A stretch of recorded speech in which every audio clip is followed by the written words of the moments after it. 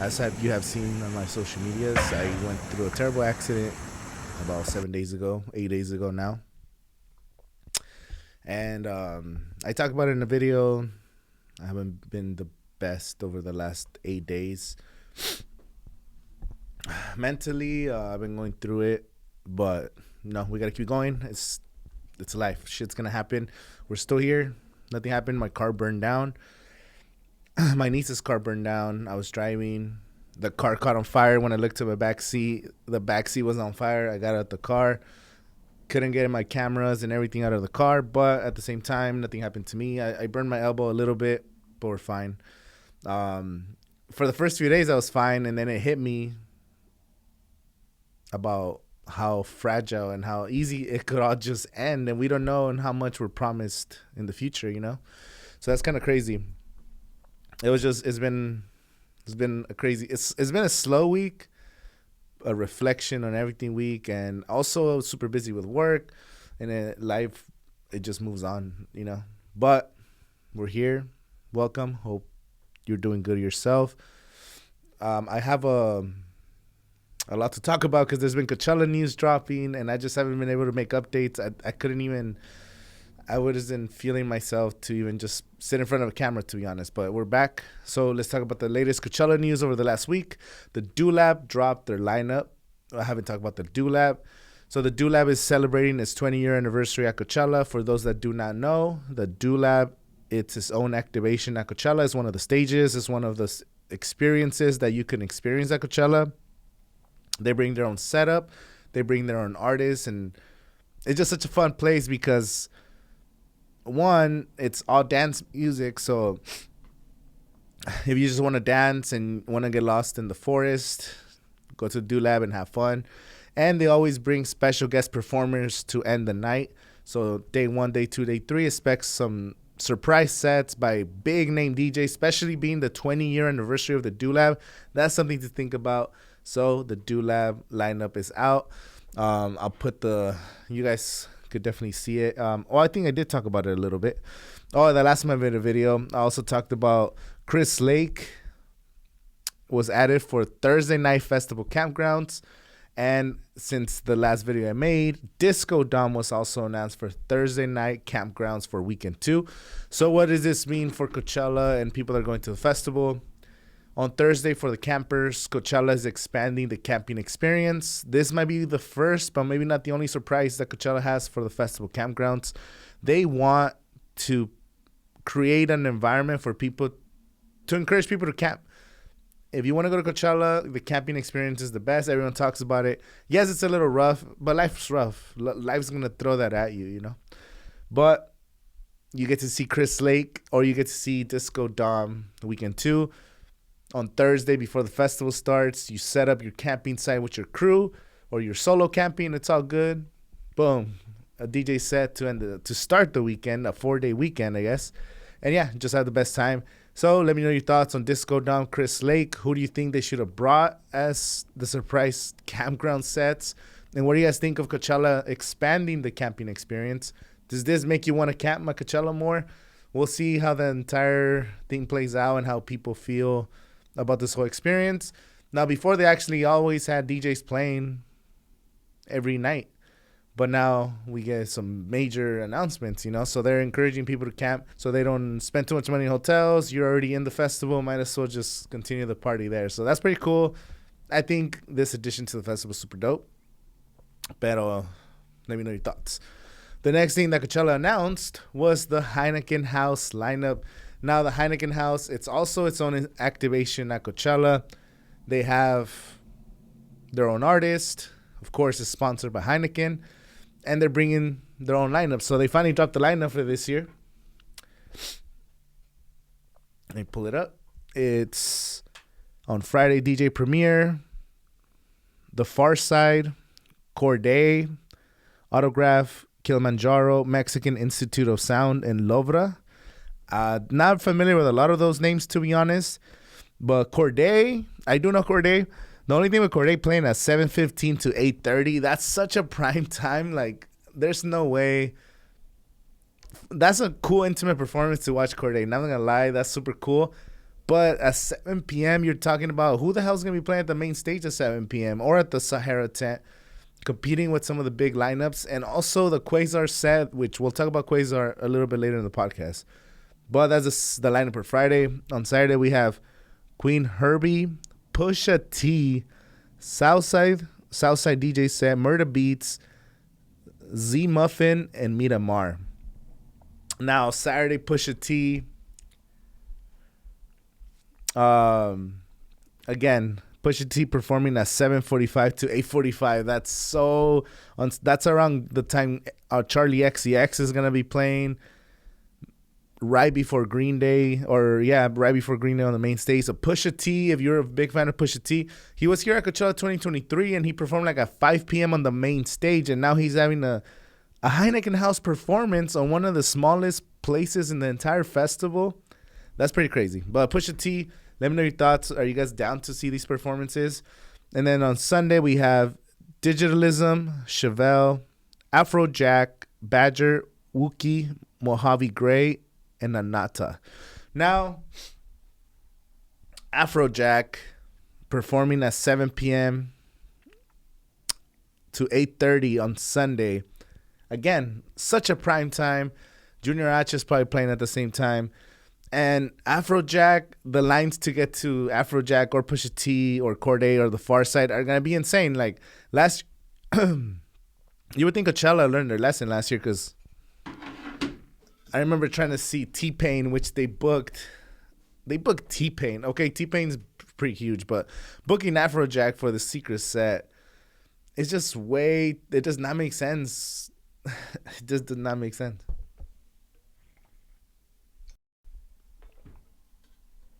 Like, the lines to get in are going to be insane. Is it even going to be worth camping for that? I guess if you get to see the set and be right there in the front, I think it'll be pretty cool. But to me, not a fan of this, because it's so hard to choose where you're going to spend your weekend, where you're going to spend your... It's just... I don't know. But let me know your thoughts on the Heineken House. I honestly do not spend a lot of time at the Heineken House when I'm at Coachella, but you definitely want to check it out. Maybe earlier in the day before all the artists you want to see. Definitely check it out. It's kind of cool. They have to be 21 to be there anyway, so it kind of cuts out the younger people too. So, and also the artists... I don't know. Let me know. The one I do want to see is Corday. I've seen Pusha T a lot of times throughout my career. A lot of times in my life. And Afrojack. I don't think I've ever seen Afrojack that I can remember. But such a legendary DJ. Like, I feel like it's almost a must-see, you know? Now, Coachella still... It's sold out. General admission is sold out. You can still get VIP passes, and weekend 2 is close to selling out as well. So there's still a chance. We have about 35 days until the festival begins. We're all getting ready for Coachella. Like, it's Coachella season. It's spring is coming. We're out here in March already. We're alive. That's what matters. And we're ready for Coachella 2025. I'm excited. I'm making some videos right now of artists I want to see, artists that you guys can't miss. Those videos are coming out soon on the main channel. Just wanted to make a quick little update video. Now, there's something else. It's not Coachella related, but another festival dropped the lineup, and it's a stacked lineup. And I haven't been to Hard Summer since 2014. That's the last time and the only time I've been to Hard Summer. It was 2014. It was Jack U, it was ASAP Mob, and it was, I think Pusha T was in the lineup as well. And Carnage was in the lineup. And I don't remember, I think Dylan Francis was on that lineup. It was just 2014 Hard Summer, the only time I've been there. Hard Summer 2025, though, is stacked. And I think I'm going to be making my return to Hard Summer this summer. It's super, super dope lineup. So let's see. Let's go over the lineup. We have Fade. Fade. On top of the list, we have Fade. Fercho Calypso's Tour 2024. I got to see it here at Acrisure Arena. One of my favorite concerts I saw last year. Fade is just energy. Man, I can't wait to see Fade. So Fade is added to this Hard Summer lineup. Like, if you want to party, Hard Summer, it's where it's at. Fade bringing down reggaeton. One of the biggest artists in Colombia. One of the biggest reggaeton artists in the world. That's super sick. Then we have K Stronada, Dom Dalla, Gesaffelstein, The Blessed Madonna, Juvenile, Juvenile's in this too. I'm telling you, like, whoever made this lineup, Hard Summer, hats off to you guys. Like, this lineup's super sick. James Hype, I Hate Models, Nick Moreno, De Oro, Sean Paul. Sean Paul's also on this lineup. And you also have Sarah Landry, and just a bunch of other artists. Definitely check out Hard Summer, but just adding Fade to that already stacked lineup is just like, what? I don't know. That's like a party for the summer. Right now, we're barely setting up for the party in the spring. There's so many festivals, other tours that are launching. So last year, I was going to a lot of shows. This year,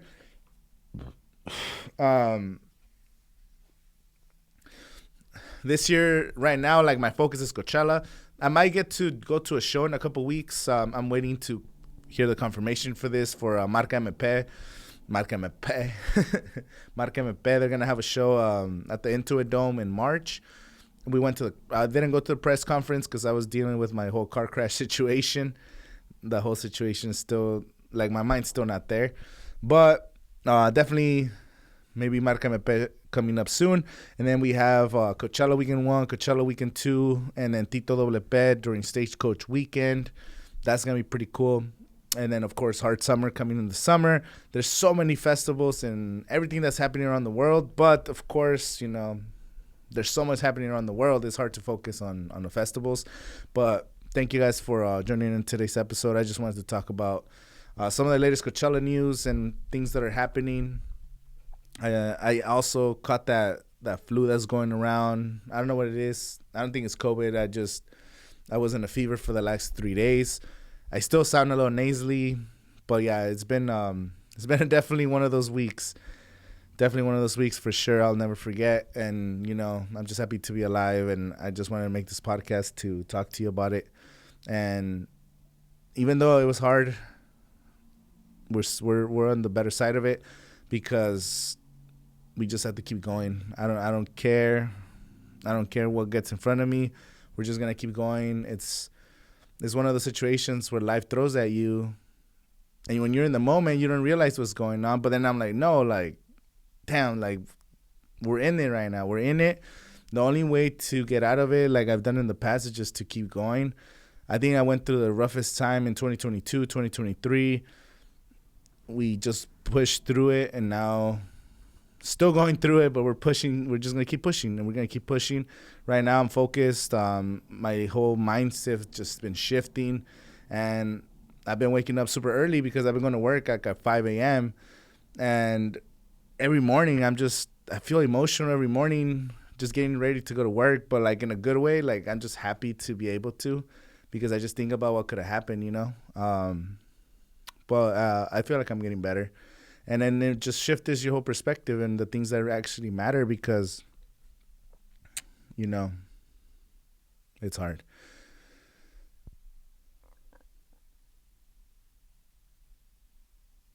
But I was talking to, I talked to somebody who's like a therapist, I guess, a little bit, and they're just saying I have PTSD. And I was like, damn, I have PTSD from like a minor accident on a car.